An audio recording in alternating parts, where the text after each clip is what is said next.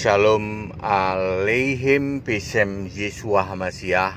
Salam sejahtera di dalam nama Tuhan Yesus Kristus. Assalamualaikum warahmatullahi Isa Al-Masih.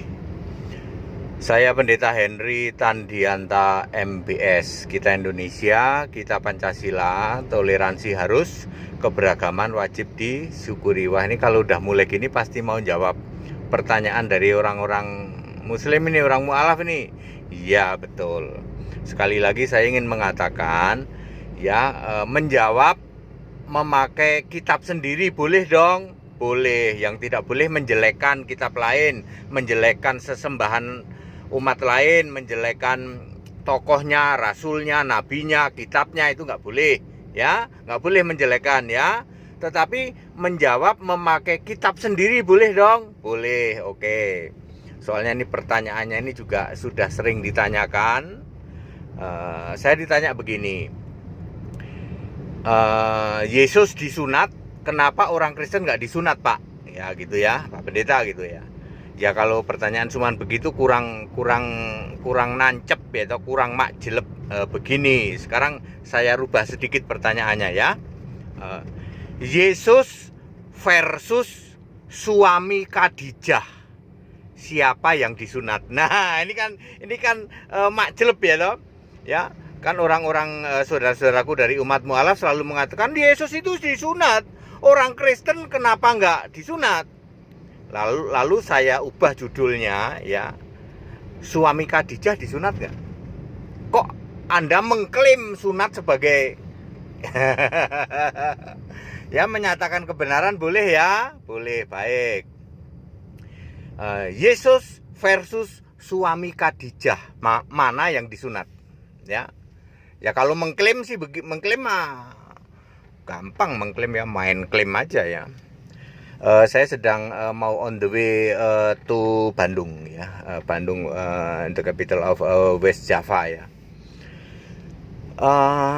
Oke. Khadijah Anda tahu? Khadijah, klik saja ya, karena Khadijah ini tidak ada di Alkitab dong. Kan itu masanya sudah lewat dari masa rasul-rasul perjanjian baru. Ya, nama Khadijah kan muncul sekitar abad 7, abad 6 lah ya, 6 atau 7 ya. Begini saja, klik ke Google ya. Khadijah, boleh juga Warokah bin Naufal ya. Warokah adalah pendeta Kristen Arab. Ingat, yang disebut Arab adalah Arab Timur. Ya, Arab Timur, Arab Saudi tentu saja, ya. Jadi ini bicara Kristen Arab Saudi. Sudah ada namanya pendetanya, pendeta besarnya namanya Warokah, ya. Warokah itu punya sepupu itu ya saudara dari pamannya, begitulah ya.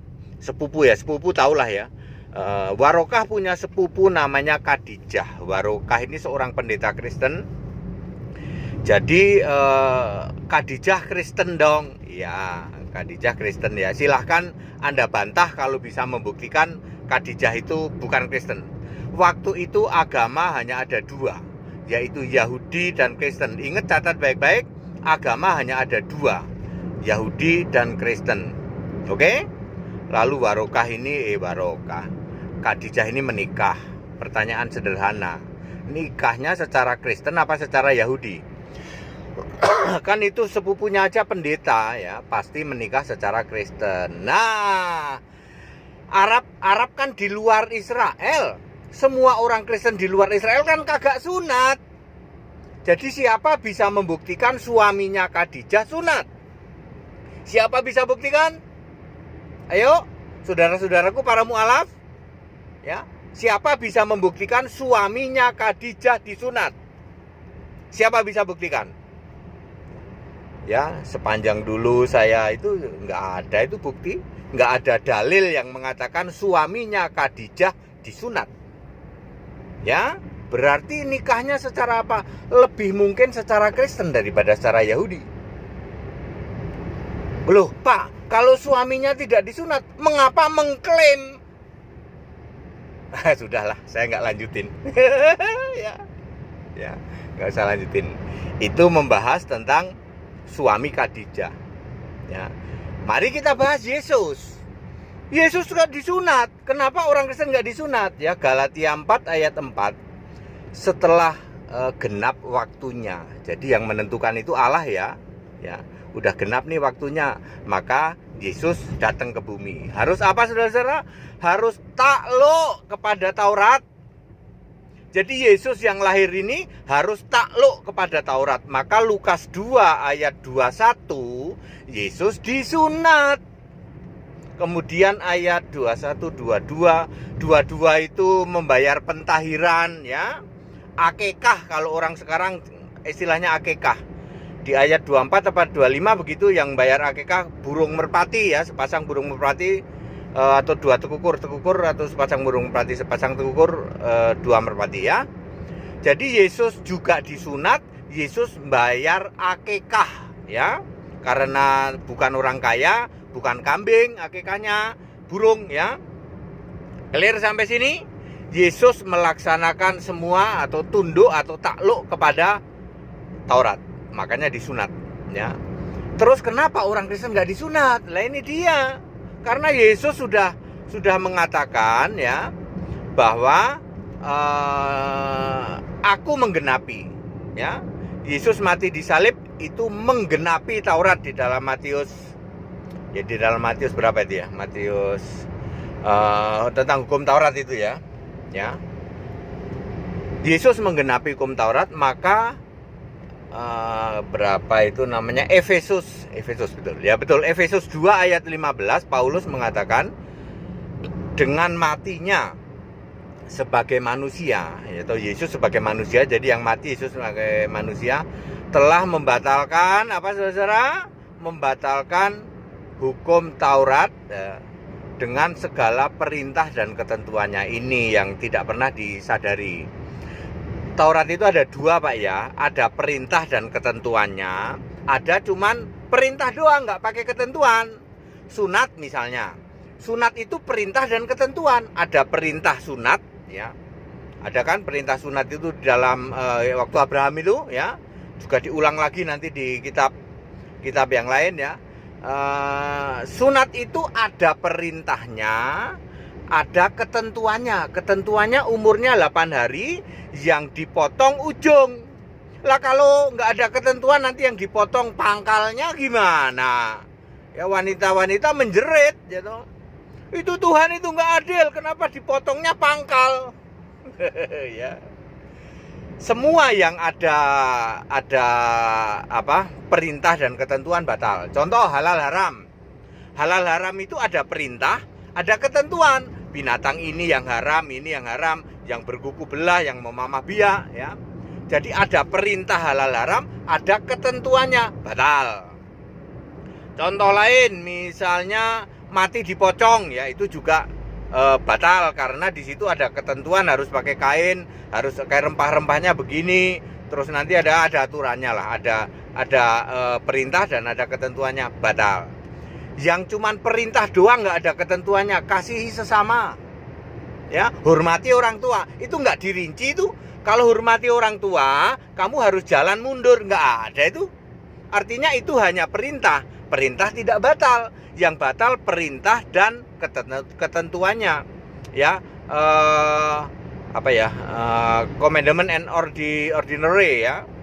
Ada perintah dan ada ketentuannya, itu yang batal. Ntar dulu siapin mana ya? Oh ya, kartunya ntar dulu ya. Oke, jadi yang batal perintah dan ketentuannya. Makanya sunat itu ada perintah, ada ketentuan. Ada perintah sunat, ada ketentuannya. Umurnya harus 8 hari, yang dipotong harus ujung pisang. Nah, sekarang aku mau nanya ya. Anda sunat. Disunat umur berapa? Wah, kadang-kadang SMP, Pak. Aturan dari mana itu? Ayo. Aturan dari mana? Bayar dulu ya. Aturan dari mana yang mengatakan sunat SMP lah, 6 tahun lah, 8 tahun lah? Dari mana aturannya? Dalilnya mana? Ngikutin Abraham ya 8 hari. Sunatnya bayi 8 hari disunat. Ya. Iya ya. Kenapa mengklaim sunat itu sebagai Ya, supaya Anda tahu semua, ya. Yesus yang menjalankan Taurat saja akhirnya sudah kekristenan itu tidak disunat. Kita orang-orang Kristen nggak disunat. Tapi kalau saya sunat, kan saya mantan. Dulu saya mantan Muslim, jadi saya disunat. Tolong ya, nggak usah suruh buktiin. Mana Pak buktinya? Pak Pendeta hati dia disunat. Nggak usah gitu ya. Udah percaya aja bahwa saya disunat. Karena dulu saya mantan Muslim, ya. Ya. Jadi, clear di sini. Yesus memang disunat karena Yesus itu takluk kepada hukum Taurat. Nah, kita setelah kekristenan berkembang, Yesus naik ke surga sebagai Allah, maka ya tidak sunat kita. Tapi kalau sunat boleh nggak? Boleh. Untuk kesehatan nggak apa-apa. Ya, anak saya sunat. Ya. Padahal udah Kristen, Pak, udah Kristen. Sunat aja. Ya. Pendeta-pendeta yang memungut persepuluhan sini disunat, ya. Istri saya dokter kok, tenang aja. Tapi akan saya suruh nggak usah pakai obat bius. Ya, biar kapok itu pemungut persepuluhan, ya toh. Ya, menipu jemaat, masih memungut persepuluhan, tapi kalau mau disunat ngabur. Ya. Sini sunat sama istri saya nggak usah pakai obat bius, ya. Dipotongnya pakai pisau tumpul supaya kamu tahu, ya, betapa pendeta ini menyesatkan umat, ya. Morotin umat, ya. Persepuluhan, buah sulung, ya. Tetapi giliran mau disunat ngabur. Ya, suruh halal haram nggak mau, paling demen makan babi. Ya, Anda itu tidak bisa, ya, pungut persepuluhan lalu menolak sunat, ya nggak bisa, ya. Sana jadi orang Yahudi, ya. Ada sunat, ada persepuluhan, ada buah sulung dan lain sebagainya. Ya, clear? Ya, saudara-saudaraku mu'alaf, kita Indonesia, kita Pancasila, boleh ya jelasin seperti ini ya. Ntar dulu Pak, Yesus versus suami Khadijah, mana yang disunat? Ya jelas Yesus disunat. Suami Khadijah gimana? Ada nggak dalil yang bisa membuktikan? Ya aneh ya. Yesus disunat, tapi umat Kristen tidak disunat karena Taurat batal. Lah itu suami Khadijah tidak disunat, tapi mengapa mengklaim sunat? Ya supaya kalian semua tahu. Ya. Wah, HTD ini kalau menjelaskan soft sekali ya, sangat lemah lembut, gitu, tidak dengan maki-maki, tapi nancep Pak, langsung bikin kelepek-kelepek, nggak bisa jawab, betul. Ya, karena kan saudara-saudaraku dari mu'alaf selalu mengklaim Yesus saja disunat, orang Kristen nggak disunat. Saya balik, Yesus sama suami Khadijah mana yang disunat? Anda bisa membuktikan nggak suami Khadijah disunat?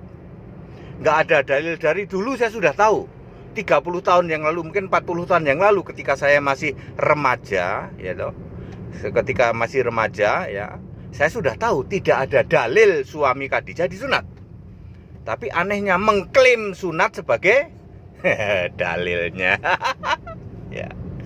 Ya, kita Indonesia, kata kita Pancasila, boleh menyatakan kebenaran seperti ini. Saya hanya pakai ayat Alkitab loh ya. Ya kalau soal Khadijah, karena Khadijah tidak ada di Alkitab, ya pakai internet saja, pakai Google aja, silakan di cross check, ya. Tidak pernah ada yang bisa membantah Khadijah itu Kristen.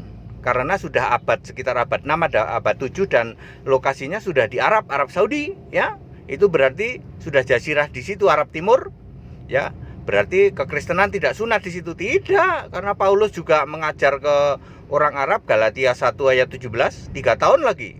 Arab Barat sih, tapi ya mungkin merembet ke situ juga. Clear?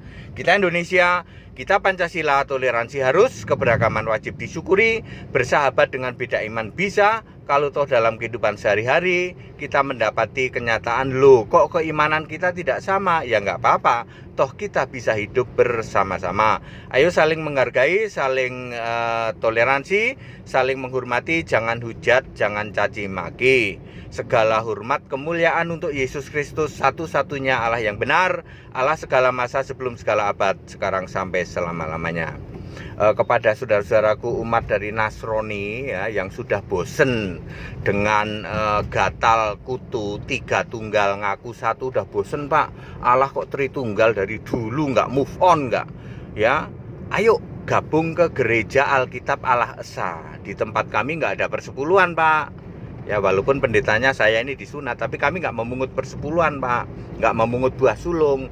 Semua persembahan harus mengacu 2 Korintus 9 ayat 7 dan 8. Yuk gabung Pak ya. Kita ada 58 cabang, Pak, di kota-kota ya, di seluruh Indonesia, mulai dari Aceh sampai Papua, Pak.